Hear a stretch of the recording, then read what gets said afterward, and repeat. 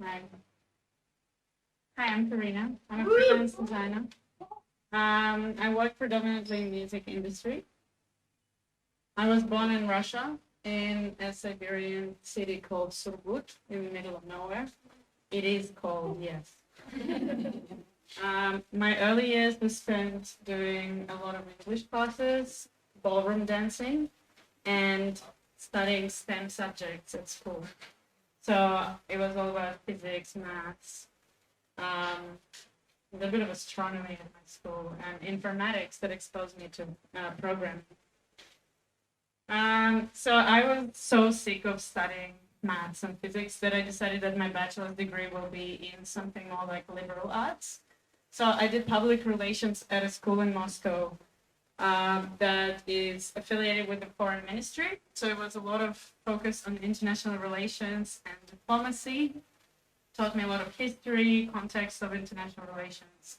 In 2012, I did an internship at the United Nations in New York. But I was kind of disillusioned after that because I realized that there was nothing that I could do that I could see the result of my work immediately. And there was a lot of unpredictable aspect to humans as operating organisms. So in 2012, I thought, actually, I like computers better. So, and at that time, I was fluent in English, so I was like, okay, let me move to some place that is also not as cold. So I came to Sydney, and I studied interactive multimedia at UTS. You could see all the crazy things that I did during my time there. That was definitely the highlight to when I was exposed to CSS3, which is when I realized that I can make a website myself and write code. And I finally figured out what the state of flow is. So I realized that I really wanted to do something with websites, and I was also tapping into some elective subjects that were related to game programming, game design, 3D animation. So just trying everything that I really enjoyed as a kid, and also just holding on to that feeling of flow that I got through web development. So off the back of that, I got a job at a startup. That was my first job, and I did basically everything. Web development, UX, UI, marketing, graphic design, project management. It was awesome. I was like one of the two people who worked there. But then in 4 years, we grew to 40 people across 3 countries, and I predominantly started doing project management, which is awesome if you really like working with people all day long. But I lost my sense of flow, and I thought, whoa, I'm really tired all the time. So I took a sabbatical, and I was like, yes, 3 months, I'll figure it out. Stopped for a second, analyze, okay, what are the things that I enjoyed out of it? What are the things that I like in my free time? What brings me to the state of flow? So I decided, okay, I want to switch to graphic design because it's computer-based. It's also something where I see the results of my work immediately, and it's also quite visual. So I decided to tap into that visual side of mine. So I came across this course at Shillington, which was 3 months long, and I did different cool projects there. These are my favorite briefs from there. So I did brand identity for a street fair. I did packaging design with some sci-fi inspired theme. I did an editorial design brief for an article on the history of punk rock or punk culture.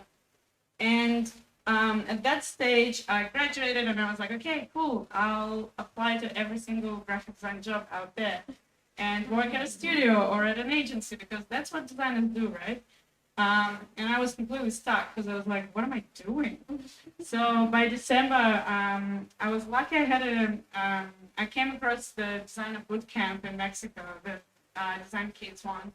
And as part of it, I had a chat with Frankie, the founder of the Design Kids.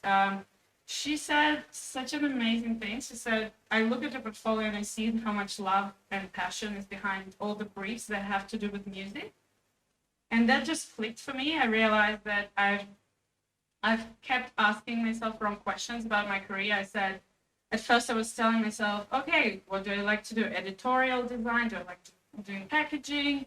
Do I want to do more branding? And then I realized at that point that the question was wrong. I should have asked myself, where can I take those skills of mine, all the skills that I've gained before, and what industry am I really passionate about that I can apply them to?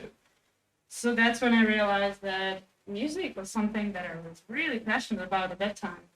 I was going to a lot of gigs, parties. I've been, obviously, I have a very eclectic music taste, and I think going to gigs from a very early age was this little red line that kept going until I finally had this moment of clarity, and I realized that I can just put all this effort into the music industry. And music industry for me and music and events is something that really helps people be accepted no matter who they are, be really welcomed, and be themselves. So I started in 2020 being like all keen to do some work in music, and then 2020 happened and the music industry was completely destroyed. So I was like, okay, I'll do a passion project. So I did this poster series for imaginary parties on Mars. Because I love space and I love music, so I went for it. Some artists are imaginary, some artists are real, and I just had fun with it, flexing the grids, image treatment, and so on. So off the back of that, because I was posting it on Instagram, I got my commission with Eclectic, Sydney-based record label. So they asked me to design a series of covers for their DJ mix series, mostly like house, techno, electronic music. And I could choose any theme I wanted. So my theme was dance. And that's something that from early childhood, from my 9 years doing ballroom dancing, it has been my passion. I don't do ballroom dancing, but I really like a good dance in the dance floor. So I try to channel that liberation, that emotion that comes with it, and bring it into something visual. I started volunteering and then working with FBI Radio, the local radio station that is purely community driven. And I did visual identity for their awards, for their programs, podcasts, different initiatives that they do. I also did an Adobe commission, something that kind of is on the side of music because they asked me to design anything using Illustrator on iPad. And my work was again inspired by Robert Beatty, which is a very famous illustrator and designer who made Tame Impala's cover, and this beautiful spacey flower arrangements of Hattie Malloy from Melbourne. So again, something that I'm just passionate about and I'm channeling into my work.